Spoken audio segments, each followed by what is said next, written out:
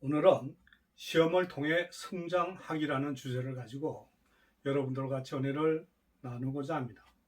우리가 신앙생활을 하면서 시험을 많이 당할 겁니다.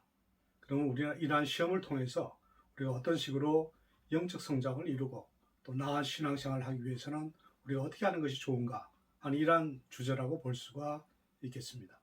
따라서 이러한 시험을 통해 성장하기라는 이러한 이 주제를 가지고 여러분들이 다시 한번 토론하고 또 묵상함으로써 여러분들에게 많은 도움이 되기를 바랍니다. 모든 시험은 선을 행할 수 있는 기회이다. 영적으로 성숙해가는 동안 모든 시험들이 잘못된 일을 할 만큼 옳은 일을 할 수도 있는 기회라는 것을 깨닫는다면 그것은 걸림돌보다는 성장의 발판이 되는 것이다. 시험은 선택의 기회를 준다. 사탄은 우리를 파괴하는 중요한 도구로 시험을 사용하는 반면에 하나님은 그것을 우리를 성장시키는 데 사용하고 싶어 하신다. 우리가 죄를 짓는 대신 선을 행하기로 선택할 때마다 우리는 그리스도를 닮아 더욱 자라게 된다. 그것을 이해하기 위해서 우리는 예수님의 성품의 특성들을 이해해야만 한다. 그분의 성품을 가장 집약적으로 나타내주는 것은 바로 성령의 열매이다. 오직 성령의 열매는 사랑과 희락과 화평과 오래 참음과 자비와 영성과 충성과 온유와 절제니 이 같은 것을 금지할 법이 없느니라 라고 갈라디아서 5장 22절에서 23절 말씀입니다. 이 9가지 특성들은 확장된 대계명이고 예수 그리스도에 대한 아름다운 묘사이다. 예수님은 완벽한 사랑, 기쁨, 평안, 인내이시고 그 외에 한 사람이 가질 수 있는 모든 특성을 갖추셨다. 성령의 열매를 맺는다는 것은 그리스도를 닮아간다는 것이다. 열매는 천천히 자라고 익어간다. 하나님은 우리가 시험을 당하고 성령의 열매와 정반대의 특성을 드러낼 수 있는 상황을 경험하게 하심으로 우리의 삶 속에서 성령의 열매를 맺게 하신다. 인격이 자라는 것은 항상 선택과 관련이 있고 시험이 바로 그 기회를 제공한다. 예를 들어 하나님은 사랑스럽지 않은 사람들을 주위에 두셔서 우리에게 사랑을 가르치신다. 사랑할 만하고 우리를 사랑하는 사람들을 사랑하는 것은 성품과 무관하다. 하나님은 우리가 슬픔 속에서 하나님을 찾을 때 진정한 기쁨을 가르쳐 주신다. 행복은 외부적인 상황에 달려 있지만 기쁨은 하나님과의 관계에 바탕을 둔다. 하나님은 우리의 계획대로 일이 진행되지 않고 혼란스럽고 당황스러운 상황을 경험하게 하심으로 우리 안에 진정한 평안을 허락하신다. 어떻습니까? 여러분들은 이런 경우를 당해보지는 않았었는지요? 누구든지 아름다운 일몰을 보면서 혹은 휴가를 즐기면서 평안을 누릴 수 있다. 우리는 걱정과 두려움으로 시험당하는 상황 속에서 하나님을 신뢰하기로 선택함으로써 진정한 평안을 배운다.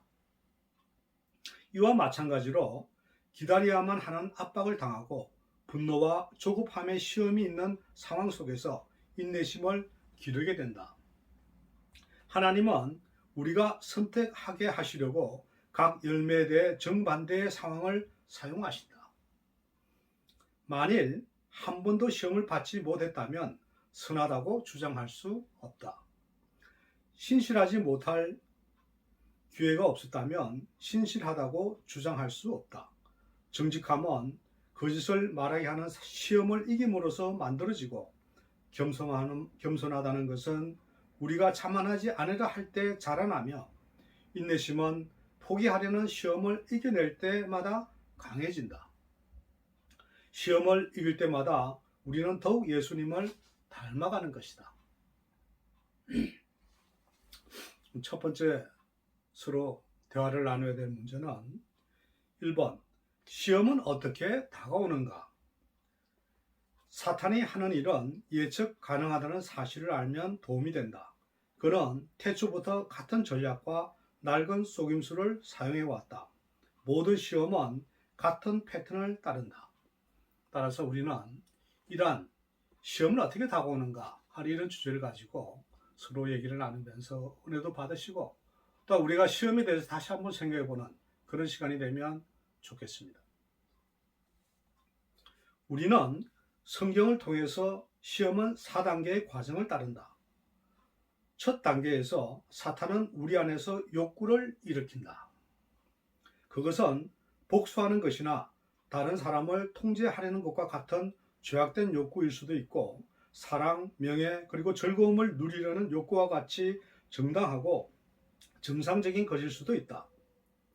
시험은 사탄이 우리에게 악한 욕구를 충족시키려 하거나 정당한 욕구를 잘못된 방향으로 잘못된 순간에 충족하라고 제안할 때부터 시작된다. 지름길을 조심하라. 그것은 유혹일 수가 있다. 우리는 시험이 우리 주위에 놓여 있다고 생각하지만 하나님은 우리 안에서 시작된다고 말씀하신다. 만일 우리에게 내적인 욕구가 없다면 시험이 우리의 관심을 끌 수가 없다. 시험은 항상 상황이 아닌 우리의 마음에서 일어난다. 어떻습니까? 여러분들은 이 얘기에 대해서 어떻게 생각하고 계시는지요? 두 번째 단계는 의심이다. 사탄은 우리가 하나님이 죄에 대해서 하신 말씀을 의심하게 하려고 온갖 예를 쓰고 있다. 세 번째 단계는 거짓이다. 사탄은 자신의 거짓말로 하나님이 이미 말씀하신 것들을 대체하게 한다. 네 번째 단계는 불순종이다. 결국 우리는 머릿속에서 하던 생각들을 실천에 옮길 것이다. 그저 생각이었던 것이 행동이 되는 것이다. 우리의 관심을 끈 무엇에 넘어간 것이다. 오직 각 사람이 시험을 받는 것은 자기 욕심에 끌려 미혹됨이니 욕심이 잉태한 적 죄를 낳고 죄가 장성한 적 사망을 낳느니라. 내 사랑하는 형제들아 속지 말라. 라고 야고보서 1장 14절에서 16절 말씀에 나와 있습니다.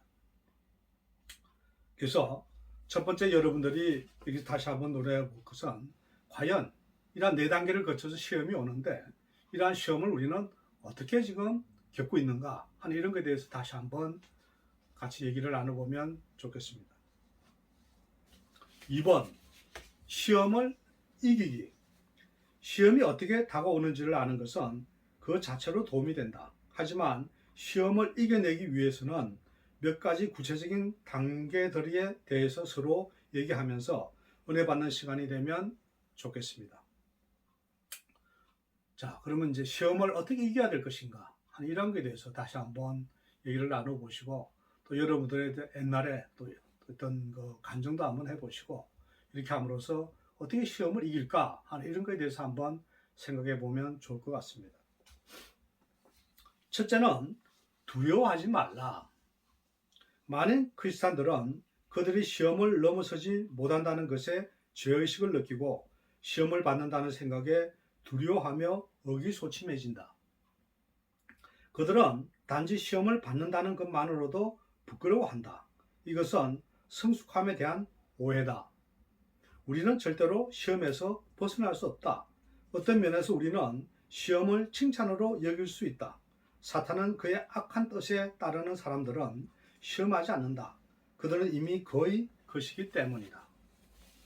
우리가 시험 받는 것은 우리가 약하거나 세상적이어서가 아니라 사탄이 우리를 싫어하기 때문이다. 또한 시험은 타락한 세상에 살고 있는 인간으로서 당연히 경험하는 것이다. 그것으로 인해 놀라거나 충격을 받거나 낙담하지 말아야 한다.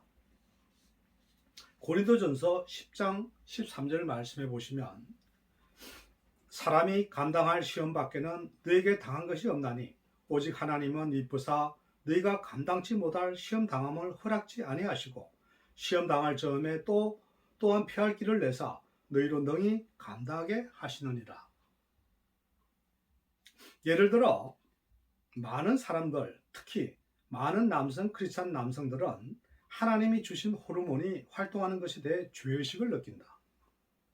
매력적인 여성에 대해 자동적으로 반응할 때 그것은 욕망을 품은 것이라 생각하고 죄의식을 느끼며 스스로를 비난한다. 하지만 그것에 푹 빠지기 전까지는 매력을 느끼는 것 자체가 욕망은 아니다. 둘째는 시험의 양상을 파악하고 그것에 대비하라. 특히 우리가 시험에 더 약해지는 특정한 상황이 있다. 우리에게 전혀 방해가 되지 않는 상황이 있는 반면 어떤 상황들은 우리를 바로 시험에 넘어지게 한다. 이러한 상황들이 우리의 독특한 약점이고 사탄은 이를 분명히 알고 있기 때문에 우리도 그것을 깨닫고 있어야 한다. 그는 우리가 걸려 넘어지는 것이 무엇인지 정확히 알고 우리를 그러한 상황에 빠뜨리려고 끊임없이 노력한다. 우리가 받는 시험의 양상을 파악하고 그러한 상황을 가능한 한 피할 준비를 해야 한다. 성경은 계속해서 예측하고 시험에 직면할 준비를 하라고 말씀하고 있다. 여러분들은 시험에 대해서 어떤 준비들을 하고 계시는지요? 셋째는 하나님의 도우심을 구하라. 천국에는 24시간 응급전화가 설치되어 있다. 하나님은 우리가 시험을 이기기 위해 도움을 요청하기를 기다리고 계신다. 시편 50편 15절 말씀해 보시면 환난 날에 나를 불러라. 내가 너를 건지리니 내가 나를 영화롭게 하리로다. 성경은 도움을 구하는 우리의 기도는 반드시 응답을 받는다고 보장한다. 하나님의 사랑은 영원하다. 그분은 영원히 인내하신다. 만일 우리가 특정한 시험을 이기기 위해 하루에 200번 하나님께 도움을 구한다 해도 하나님은 기꺼이 자유와 은혜를 베푸실 것이다. 그러니 담대히 나아가라. 옳은 일을 하기 위한 힘을 달라고 구하라. 그리고 그것을 주실 것을 기대하라. 시험은 우리가 계속 하나님께 의지하게 된다. 굴복하거나 포기하는 대신 하나님을 바라보라. 그분의 도우심을 바라고 상급이 기다리고 있음을 기억하라. 야고보서 1장 12절 말씀해 보시면 시험을 참는 자는 복이 있도다. 이것에 옳다 인정하심을 받은 후에 주께서 자기를 사랑하는 자들에게 약속하신 생명의 면류관을 얻을 것입니다. 어떻습니까? 오늘 시험을 통해 성장하기라는 주제를 가지고 말씀을 나눠봤습니다. 우리는 시험에 대해서 너무 겁먹지 말고 또 이러한 오늘 주신 말씀을 가지고 여러분들 항상 시험을 당하는 것이 그렇게 어려운 것이 아니고 어떻게 보면 우리의 영적 성장을 하기 위한 하나의 기본이 된다 이렇게 생각하시면서 항상 주님만 바라보고 이 시험에 대해서 항상 통과하면서 언제나 바다에 가면 파도가 넘실대면서 파도가 오는 것과 같이 인생을 살아가면서 모든 시험을 이기고 항상 승리하는 그런 여러분들이 됨으로써 항상 주님과 더불어서 동행하며 이 세상을 멋지게 살아가는 승리하며 나아가는 그런 여러분들 되시기를 주님의 이름으로 축원합니다. 오늘 시험을 통해 성장한다는 것은 시험이라고 하는 것이 과연 우리가 무엇인가 이런 거에 대해서 다시 한번 돌이켜보시고 또 시험에 대해서 어떻게 대처하는 것이 나로서는 신앙생활을 하는 데 있어서 가장 도움이 되겠는가 하는 이러한 것을 서로 얘기를 나누면서 좋은 시간이 되기를 바랍니다.